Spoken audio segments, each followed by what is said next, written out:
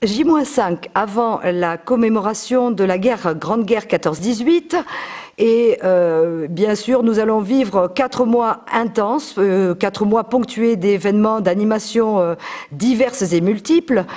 Nous avons ici, nous sommes en présence de Marie Jarry, qui est donc vice-présidente de l'Agglo 2B, l'agglomération du Bocage-Bressuiret, en charge des affaires culturelles. Madame Jarry, vous êtes accompagnée donc de personnes incontournables, bien sûr, aux animations de l'agglomération du Bocage-Bressuiret, et notamment, plus particulièrement ici, des animations qui vont avoir lieu dans le cadre de ce centenaire de la commémoration de la Grande Guerre. Est-ce que vous pouvez nous présenter, bien sûr, vos collègues qui vont participer de façon active à ces animations ? Alors oui, bien sûr, je peux vous présenter mes collègues, mais vous dire aussi ce qu'a été l'organisation autour des célébrations du 100e anniversaire de la guerre de 14. Tout d'abord, il est bon de savoir que l'agglomération du Bocage-Bressuiret est un partenaire des manifestations qui ont été initiées par la ville de Bressuire et qui avaient demandé à Histoire et Patrimoine d'être un peu le meneur de l'affaire. Donc l'Agglo 2B participe dans différents départements, donc le musée qui a déjà été interrogé, mais nous avons ici Madame Leclerc qui représente le réseau de lecture publique. Nous avons ensuite Monsieur Gurval-Reto qui représente les scènes de territoire, et à ma gauche, Stéphanie Pinot-Coulon qui représente le conservatoire. Ce qui veut dire que ces 3 services de l'Agglo vont participer activement dans des spectacles et des manifestations aux célébrations du 100e anniversaire de la guerre de 14-18. Donc je vais plutôt leur laisser la parole pour qu'ils nous expliquent de quoi va retourner leur proposition. Et puis nous espérons que les spectateurs viendront nombreux à ce que nous leur proposons. Monsieur Gurval. Bon, je commence. Juste quand même préciser effectivement que le fait que nous soyons plusieurs ici à parler, également les musées, également HPB qui a monté l'ensemble de l'opération, ça a fait qu'aujourd'hui l'ensemble du projet à Bressuire est labellisé par la commission du centenaire. C'est quand même assez exceptionnel, il y a à peu près 2 à 3 projets labellisés par département, c'est tout. Au niveau des scènes de territoire, donc les scènes de territoire, c'est tout ce qui est la programmation des spectacles sur l'agglomération. Sur Bressuire, nous participons au centenaire avec 2 spectacles. 2 spectacles qui seront proposés au tout public. Il y en aura un, le premier aura lieu le 26 octobre à 17h, un dimanche après-midi, et le deuxième aura lieu le 27 novembre à 20h45, un jeudi. Ces 2 spectacles, évidemment, parlent de la guerre, et ces 2 spectacles sont des récits d'hommes ayant vécu la guerre, mais ayant une fin réellement différente.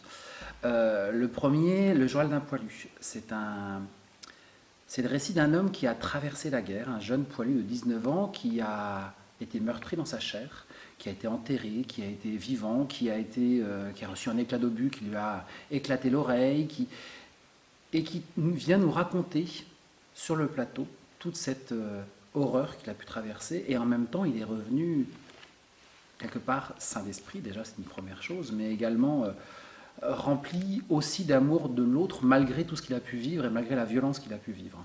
Et c'est un texte bouleversant. C'est une mise en scène en plus remarquée par tous. Quand on voit les critiques, c'est assez dithyrambique, hein. Et c'est plein d'humanité. C'est un magnifique spectacle, Journal d'un poilu. La deuxième proposition, qui est par une compagnie qui vient d'un peu moins loin, qui vient d'Angers, qui est le Lariot, et le spectacle s'appelle Suspendu. C'est là le récit d'un autre homme, également d'une vingtaine d'années, et qui, la veille d'un assaut, a décidé de ne pas monter au front.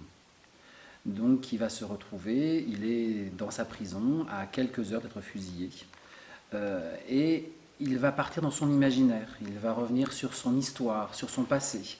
Et à la différence de Journal d'un poilu où on est face à un homme seul au plateau, là on se retrouve dans un petit espace, on sera au studio à côté, non pas au grand plateau mais au studio, sur un petit cocon. On va entourer cette histoire, et c'est une histoire qui est manipulée. Ça veut dire qu'au fur et à mesure, on a comme des marionnettes qui vont arriver, et c'est une table, c'est une chaise, c'est un verre, c'est une assiette, et ça nous remet dans des contextes différents de son imaginaire. Et on rentre dans sa tête comme ça en permanence pendant 1 heure. Et c'est un spectacle qui est programmé également en après-midi et en matinée pour des scolaires.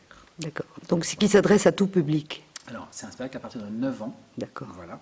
Et il est programmé pour les CM 6e sur l'agglo en parallèle. Je vous remercie. Martine. Oui, et bien donc la médiathèque, elle aussi, va participer à la célébration de ce centenaire. Alors tout d'abord, bien évidemment, depuis un an et même un peu plus, nous avons revu nos collections, à la fois en matière de littérature, de textes d'écrivains sur la Grande Guerre, mais aussi bien évidemment de documentaires et toute la partie des ouvrages s'adressant aux enfants, puisque depuis 18 mois environ, le nombre de livres édités ou réédités est chaque mois fort important. Parallèlement à cela, nous allons élaborer une bibliographie, enfin d'ailleurs, ce sera un peu plus large qu'une bibliographie, qui comportera aussi une discographie et une filmographie de documents disponibles à la médiathèque de Bressuire, et peut-être même que nous allons réussir à faire un document transversal sur les bibliothèques de l'agglomération, puisque vous le savez, 24 bibliothèques maintenant travaillent ensemble, voilà, commencent à travailler ensemble, et voilà, donc peut-être que nous allons réussir à élaborer une bibliographie collective. Voilà, j'emploie le conditionnel parce que c'est quand même un travail important, mais en tout cas, au niveau de Bressuire, nous allons le réaliser. Donc, au niveau plus particulièrement de l'animation, donc nous avons, dans le cadre du programme de la célébration du centenaire, programmé une soirée de lecture, bien évidemment, donc pas très originale, mais nous espérons que cette soirée, enfin, nous sommes sûrs d'ailleurs que ça va être une soirée riche. Donc ces lectures seront effectuées par Frédéric Bruyas, qui est une comédienne, musicienne, mais qui se définit elle-même, d'ailleurs non pas par comédienne, mais par lectrice. Donc c'est quelqu'un qui a beaucoup travaillé sur la voix, sur la musicalité de la voix, etc. Et qui propose, outre ses lectures sur la guerre, beaucoup de nombreuses autres lectures thématiques ou à partir d'écrivains. Et donc ce vendredi 14 novembre à 20h30 à la médiathèque, elle nous proposera donc une sélection de titres, à la fois d'auteurs contemporains de la guerre, hein, bien sûr, on pense à Henri Barbus, Roland Dorgelès, etc., mais aussi des écrivains contemporains comme Alice, enfin contemporains, nos contemporains de textes beaucoup plus récents, comme Alice Fernet, Laurent Godet, donc voilà, donc des auteurs que les jeunes, en tout cas, ou les grands lecteurs de littérature connaissent peut-être mieux aujourd'hui, mais nous pensons que ça va aussi permettre de redécouvrir des écrivains du début du XXe siècle qui voilà. C'est un beau panel très Oui, complémentaire c'est un et beau panel. éclectique. Et la lectrice, puisque c'est ainsi qu'elle se définit, que nous avons choisi, est vraiment quelqu'un qui fait un travail artistique à partir de la lecture. Donc ça nous semblait important aussi. Très bien. Gageons que ça séduira aussi pas mal d'enseignants Eh bien, et leurs élèves et tout apprenants. À fait, voilà, tout à fait, en particulier des lycéens. Et puis, bien sûr, les livres resteront à disposition pendant... Très bien. Tout ça, c'est bien complet. Merci, Madame Leclerc. Je vous en prie. Nous allons passer à Madame Stéphanie Pinot-Coulon, qui est donc directrice du Conservatoire de musique du Bocage Bressuirais. Est-ce que vous pouvez nous donner un petit peu la teneur des animations, des spectacles ou des productions qui vont être réalisées à cette occasion ? Tout à fait. Donc, le Conservatoire de musique ne souhaitait pas être en reste de cette commémoration. Il nous semblait important d'amener les élèves, quel que soit leur âge, à évoquer aussi, à travers leur pratique artistique, justement la mémoire de 14-18. Donc nous avons imaginé avec l'équipe enseignante 2 événements. Donc le premier aura lieu le 21 novembre 2014, le second le 29 mai 2015. Et donc pour le 21 novembre 2014, on propose une soirée musique et images. Donc l'idée était de travailler bien sûr le répertoire musical de l'époque, donc les compositeurs classiques, Satie, Debussy et autres, mais aussi le répertoire populaire, hein, les chansons qui étaient chantées comme ça dans les rues, au front ou autres, et puis de les mettre en relief avec des images bressuiraises. Et donc nous nous sommes associés à Marie-Lise Hirsch du service des archives municipales et à Jérôme Levitsky des musées de l'agglo de B, qui ont lancé un appel à collecte depuis déjà quelques mois auprès des habitants du territoire. De cet appel à collecte, ils ont reçu à la fois des objets de l'époque et puis aussi beaucoup de correspondances, beaucoup de cartes postales.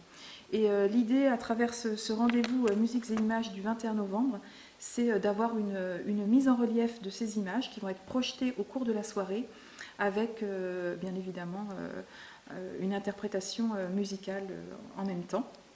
Donc, sur cette soirée sont mobilisées donc, les classes d'Alessio Lalucci, enseignant en saxophone, Stéphane Guillon au piano et Alain Fillon à l'accordéon chromatique, instrument emblématique de l'époque également.